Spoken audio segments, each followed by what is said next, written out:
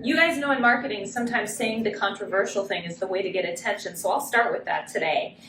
Being entrepreneurial is overrated. In fact, there are times that you need to move out of that mindset in order to break through a ceiling. So if you're hitting a ceiling, this message is for you today. And let me back up and start by saying that an entrepreneurial mindset, or that way of thinking, says that if something needs to get done, I'm going to get it done. It's on me to get it done. However, that's good in the short term, but it's only going to get you so far. In the long term, it definitely is going to hold you back. Success is about doing the right thing, not about doing everything. And when you are doing everything, you are your limit. So what I'm going to break down is what I call the E to P model. It's from The One Thing. It's in several books that you've probably heard, going from entrepreneurial and functioning in that mode and moving into a more purposeful way of being. So let me show you what this looks like. All right, so you start down here with an entrepreneurial mode. And if that's you, especially if you're a sort of a solopreneur, you're operating on your own, you are doing everything, and you're functioning mostly on drive and enthusiasm, charisma, intuition, grit, spontaneity, sort of your natural behavior. Now, this might come as a surprise to you, but like it or not, when problems come up, responding all the time in the way that is most natural to us is not necessarily going to be the most efficient or best way to have the greatest amount of success, especially because we're not always objective to what actually is happening in the whole situation.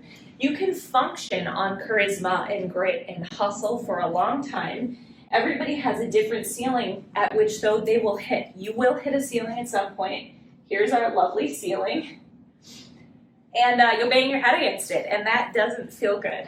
And what happens when we keep hitting this ceiling is we hit it, we have some kind of disappointment, we bump back down, we might bump up a little bit and get some more motivation someday, we listen to a great speaker and we feel good, and then we come back down and we start to feel resigned to the fact that it's not going to be what we want it to be, and maybe I should just quit. Or maybe you're running a team and you're hitting a ceiling with that team and you're feeling like, maybe I just don't want to have a team anymore. Maybe I'll go back to just doing things on my own. This is a natural cycle when we're hitting our maximum.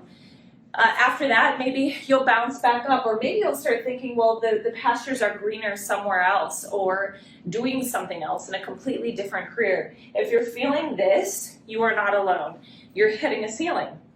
What that ceiling looks like, if you look at what you have on your plate, you're asking yourself, am I maxed out right now?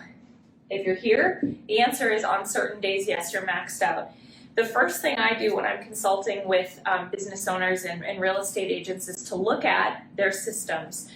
Have you maximized your systems, which are transaction checklists, email templates, onboarding, training, profit and loss statements, the business basics. Remember, by the way, you are a business owner. This is a transactional person oftentimes. We're just hustling the next transaction. I'm going to be direct and say I'd argue that hustling transactions is not the same thing as owning and running a business. So what we want to do is look at your systems and ask if you've maximized those. If the answer is no, the second question I would ask you is, will you maximize them? No judgment in this, but by and large, real estate agents who are hustlers are not necessarily wired to be detail-oriented and to slow down. If you're not the one that's going to maximize your system, then we need to find out a different solution to that and can work with you on that. But we need to figure out, have you maximized your systems? Have you maximized your tools? So technology. Technology is the main one because that's a way that you can streamline all of those systems. Have you maximized those? And if the answer is yes, then we're looking at needing to hire somebody if you want to break through this ceiling. Otherwise, you're going to keep bumping up against this, okay? So at this ceiling, it's always a question of systems, tools, and people. But how do you know what system, tool, or person?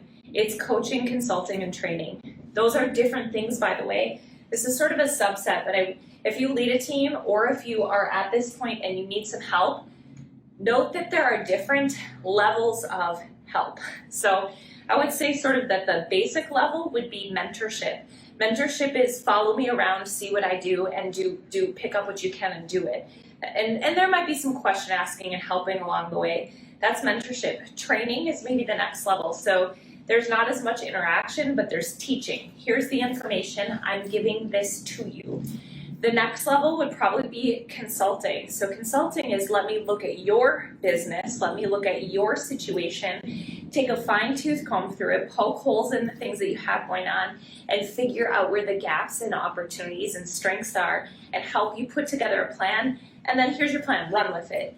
Coaching is next level. Coaching is where you and the coach are held accountable to the results. So you think about sports, think about any coach in any industry, you're coaching to an end result. It's more than just giving the information. So if you're finding yourself stuck here and you're not sure what the next step is, figure out who do you need to help you break through that. Coaching, training, consulting, mentorship, all of them can help, but I would argue coaching, training, consulting are the top three. And then consulting to systems, tools, models, and people. Who do you hire? How do you hire? When do you hire? What do you do? So once you do that, you break through this ceiling, and you do that by becoming purposeful on some of the things that I just spoke about, and that's where the P comes in. So purposeful is that you have a strategic option and plan. You've got focus, you have models, systems, and that accountability piece that comes in the coaching and or some of the consulting. Especially if you're spending money, you might even be accountable to your money. If you're going to spend money on a consulting conversation, you might think, well, I spent the money, now I'm going to execute on this. Accountability is often the linchpin to execution. So if you can look yourself in the mirror and go, I know exactly what I need to do. Have you done it? No. Why not? I don't have time. And all of those things are reasons, but at the end of the day, there's probably a missing piece of accountability there to yourself or to someone else. But once you break through that, then guess what? There's going to always be next levels of ceilings. This might not be about increasing sales. It might not be about making money. Anytime you create efficiencies in your business with systems, tools, or people, you gain back time. So for you, it might be that your life is way out of whack and out of balance, and you really desperately need more time back to spend with your kids or for whatever the things are that you want to spend time on. And maybe it's both. And there's always an opportunity to look at how you can maximize both of those things so you can, I say it all the time, but my goal in consulting you is to help you build and shape, literally shape your business the way that you want to shape it so you can live the life that you want to live. You might want to be on a beach 6 months out of the year. You might want to work 70 hours a week. You might want to work 9 to 3 every day. You're the business owner. You're not just the entrepreneur. You have an opportunity to shape your business to live the life that you want to live. If I can help you with that, I'd love to be a part of that. In the meantime, have an awesome rest of the week, and we'll catch you next week on Whiteboard Wednesday.